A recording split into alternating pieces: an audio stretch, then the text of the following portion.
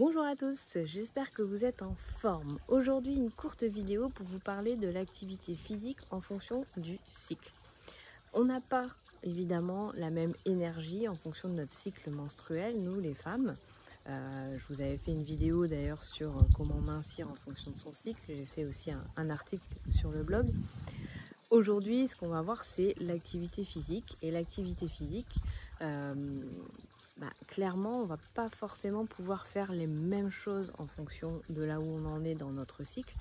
Et c'est important d'apprendre à respecter ça, plutôt que, encore une fois, de laisser le mental prendre le dessus et de dire oui, voilà, je suis habituée à faire tant d'exercices toutes les semaines, à telle heure, donc je continue, quoi qu'il arrive, que j'ai mon cycle, pas mon cycle, etc. Sauf que le corps, il fonctionne pas comme ça. Le corps, il a besoin qu'on revienne un petit peu plus à l'écoute de ses besoins.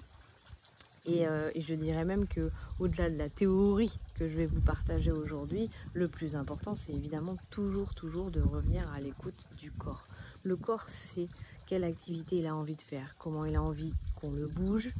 Et c'est vraiment important de revenir à l'écoute de ses besoins. Après, évidemment, dans les grandes lignes, il y a quand même des choses qui peuvent être intéressantes à savoir. C'est que si par exemple vous avez envie d'augmenter votre masse musculaire, parce que vous avez envie d'avoir un corps un peu plus en forme, un peu plus fit, que vous avez aussi envie de perdre du poids, vous le savez, c'est clairement la musculation qui va permettre d'augmenter le métabolisme. Et nous les femmes, c'est pas parce qu'on va faire de la musculation qu'on va rapidement ressembler à Schwarzenegger. Malheureusement, voilà, nous avons nos hormones qui ne sont pas forcément encourageantes pour nous permettre de fabriquer de la masse musculaire facilement. Donc si on a envie de mettre toutes les chances de notre côté, dans la phase qui va nous permettre d'augmenter notre masse musculaire, c'est clairement la phase à la fin des règles jusqu'à l'ovulation. Durant cette phase-là, c'est intéressant de faire du renforcement musculaire avec des charges plus lourdes, plus importantes et des phases de musculation plus longues, parce que c'est aussi la période du cycle dans laquelle on va être le plus endurant. C'est valable pour l'activité physique, c'est valable pour le reste, c'est-à-dire que c'est aussi dans cette période-là qu'on peut faire plus de choses, qu'on va être plus actif, qu'on va avoir plus d'énergie, qu'on aura besoin de moins manger, parce que voilà, naturellement le corps va avoir de l'énergie durant cette phase, donc entre la fin des règles et l'ovulation. Donc durant cette phase-là, tout ce qui est activité un peu plus longue, d'endurance et musculation avec des charges, ça va être bénéfique pour nous. En revanche, à partir du moment où on bascule après la phase d'ovulation jusqu'au début des règles, là on va rentrer dans une phase où le corps il est davantage fait pour venir brûler du gras au repos. Donc dans cette phase-là, ça va être plus intéressant de faire des exercices plus courts. Par exemple, les HIIT sont davantage à mettre dans cette phase-là où clairement ça va faciliter le brûlage de graisse derrière. Et durant cette phase-là, c'est aussi important de faire des choses qui nous... Voilà, où c'est plus léger, comme de la danse, aller marcher, mais voilà, de l'activité physique un peu moins importante, en moins grande quantité, parce que c'est une phase où le corps il va avoir un peu plus besoin de repos et où de toute façon il sera en mode brûlage de calories davantage au repos qu'en activité, contrairement à la phase d'avant où c'est l'inverse, il va davantage brûler en étant en activité.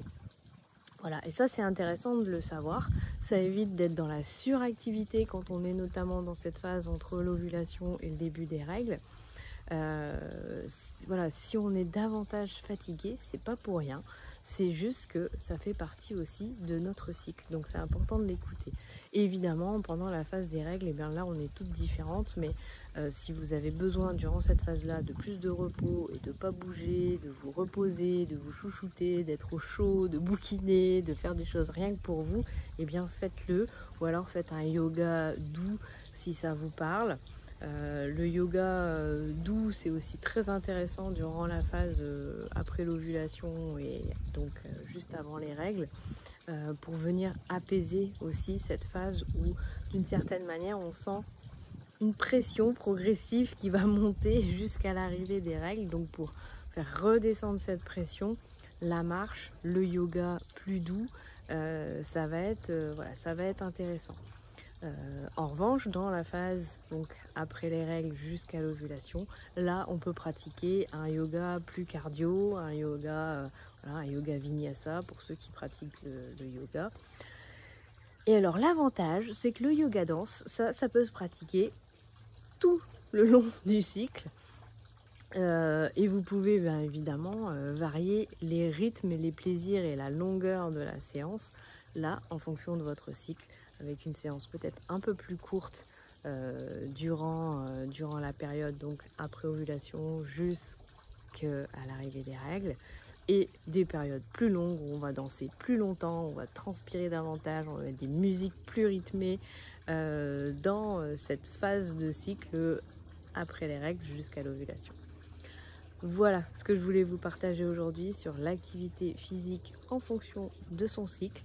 Dans tous les cas, écoutez-vous, écoutez votre corps, écoutez ce dont il a besoin. Notre corps a de toute façon besoin d'un peu de tout. Il a besoin d'un peu de cardio, il a besoin d'un peu de souplesse et il a besoin de musculaire. Donc voilà, c'est important de pouvoir lui apporter tout ce dont il a besoin au quotidien en étant encore une fois avant toute chose à son écoute. J'espère que cette vidéo vous aura plu. Si c'est le cas, je vous invite à liker, à la partager, à me laisser un commentaire si le sujet vous parle. Et puis je vous dis à très bientôt.